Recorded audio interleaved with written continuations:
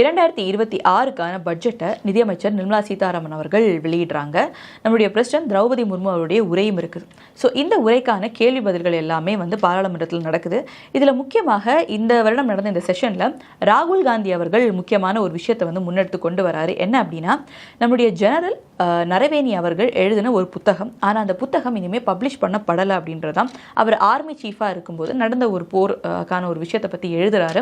So இந்த புத்தகம் April 2024 நம்மளுடைய டிஃபென்ஸ் மினிஸ்ட்ரி அதை சரி பார்த்துட்டு இருக்காங்க. அப்படின்றதுனால இன்னும் அது பப்ளிஷ் ஆகப்படல. ஏன்னா நாட்டினுடைய நேஷனல் செக்யூரிட்டி எல்லாமே பார்க்கணும். பிகாஸ் ஆர்மி இந்த மாதிரி நேஷனல் செக்யூரிட்டின்றப்போ பல விஷயம் நடந்திருக்கும், ஆனால் எல்லாத்தையும் நம்மளால் ரிவீல் பண்ண முடியாது அப்படின்னு இருக்குது. ஏன்னா இன்னொரு நாடு நம்ம எந்த மாதிரி தந்திரமாக அதை கையாளுறோம், அந்த மாதிரி விஷயங்கள் இன்னொரு நாடுக்கு தெரியக்கூடாது. யார் யார் அந்த மீட்டிங்கில் இருக்காங்க, என்ன மாதிரி ஸ்டெப் எடுத்தாங்க, யார் யார்கிட்ட சொன்னாங்க, இது எல்லாமே நம்மளுடைய நாட்டுடைய பாதுகாப்புக்காக நம்ம ரிவீல் பண்ணக்கூடாது அப்படின்றது.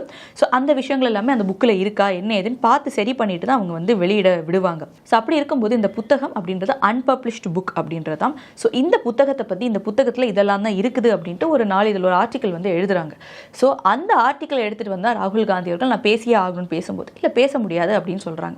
இது மட்டும் இல்லாமல் இன்னொரு விஷயம் என்ன அப்படின்னா, நம்முடைய பிரதமர் நரேந்திர மோடி அவர்கள் அவருடைய உரையை ஆற்ற வர்றார் லோக்சபால. ஆனால் அங்கே அமளி எல்லாமே ஏற்பட்டு ஆற்ற முடியல, வெளிநடப்பு பண்ணுறாங்க. இது எல்லாமே அப்புறமா அவர் லோக்சபால ஆற்ற முடியல அப்படின்றனால லோக்சபா ஒத்தி வைக்கப்படுது. ராஜ்யசபால அவருடைய உரையை ஆற்றுறார். ஆனால் முக்கியமாக நம்முடைய சபாநாயகர் ஓம் பிர்லா அவர்கள் என்ன சொல்றாரு அப்படின்னா, மோடி அவர்களுக்கு எதிராக எதிர்க்கட்சிகள் தாக்குதல் நடத்துறதுக்காக பிளான் பண்ணியிருந்தாங்க, அதனால நான் தான் அவர்கிட்ட இங்கே உரையை ஆற்ற வேண்டாம் அப்படின்ட்டு சொல்லிட்டு நான் இது பண்ணேன் அப்படின்னு சொல்கிறாங்க.